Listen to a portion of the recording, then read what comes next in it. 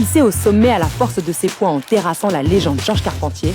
Mais pourtant, ce type a battu le plus grand champion que la France connaissait et il n'est pas connu. Ce Français champion du monde de boxe a été effacé des archives sportives. Pourquoi ? Parce qu'il était noir. Vous voyez, on disait des sottises du genre « Ah, c'est un bien beau champion, dommage qu'on n'arrive pas à le voir la nuit. » Son destin est à la fois grandiose et tragique. C'est l'histoire de Battling Siki. Battling Siki naît Baïfal en 1899 au Sénégal, alors colonie française. Kidnappé ou vendu à une danseuse hollandaise, Siki arrive en France dans des conditions mystérieuses et se retrouve plongeur dans un café de Marseille à l'adolescence. Mais sa vie bascule lorsqu'il file un coup de poing à un client ivre qui voulait se battre avec lui. Il y aurait eu dans le public un entraîneur de boxe qui lui aurait dit « Toi, tu as quelque chose » et c'est lui qui l'aurait appelé Siki. Siki monte sur le ring et enchaîne les victoires avant de s'engager aux côtés des tirailleurs sénégalais durant la Première Guerre mondiale. Il finit adjudant, décoré de la médaille militaire et de la croix de guerre, et enfile à nouveau ses gants de boxe en 1919. Il met KO tous les champions d'Europe qu'il affronte. 43 victoires sur 46 en moins de 4 ans. Sa technique ? Une posture qu'il aurait empruntée à la lutte sénégalaise, sport traditionnel dans son pays d'origine. La presse remarque vite ce jeune boxeur issu des colonies et voit en lui l'adversaire idéal pour rebooster la cote de popularité de Georges Carpentier, superstar des rings et détenteur du titre mondial des mi-lourds. Un combat du siècle à la française. Mais il y a un hic. Carpentier n'a pas boxé depuis longtemps.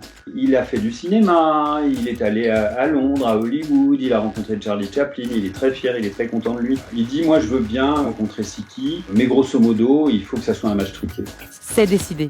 Ce sera le retour du chouchou de la nation et il va mettre la raclée de sa vie à cet outsider noir. Siki n'a pas d'autre option s'il veut se mesurer à la star française. Au pied du mur, il accepte le marché. Le combat se déroule à guichet fermé au stade Buffalo de Montrouge le soir du 24 septembre 1922.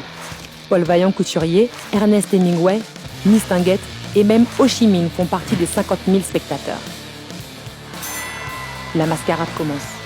Sur le ring, Carpentier domine les échanges et Siki se couche dès les premiers rounds, comme prévu. Siki avait accepté de perdre, mais il avait mis une condition, c'était que Carpentier ne le frappe pas. Et il semblerait qu'au cours du match, Carpentier soit agacé, soit pas, parce que ça donnait un mauvais spectacle, il pensait à la caméra. S'est mis à cogner. Et là, Siki lui a dit arrêter. Et Carpentier a continué, et Siki a cogné. Le deal ne tient plus. Siki dévoile sa force et envoie des uppercuts à Carpentier. Il sort sur civière au 6e round à la surprise générale. Il était en sang. En tombant, il a chuté contre la cheville de Siki. Il a appelé l'arbitre pour dire que Siki avait triché, qu'il lui avait fait un croche-patte. L'arbitre a décidé de disqualifier Siki. Et le public s'est mis à hurler et a dit « Siki, Siki, Siki ». L'arbitre a été forcé d'inverser le résultat et Siki est devenu champion du monde. Le premier Africain champion de France, champion d'Europe et champion du monde de boxe. Cette victoire aurait dû le faire entrer dans l'histoire. Mais pour la France coloniale des années 20, c'est une humiliation. La Fédération française de boxe ne voulait pas qu'un noir soit champion du monde.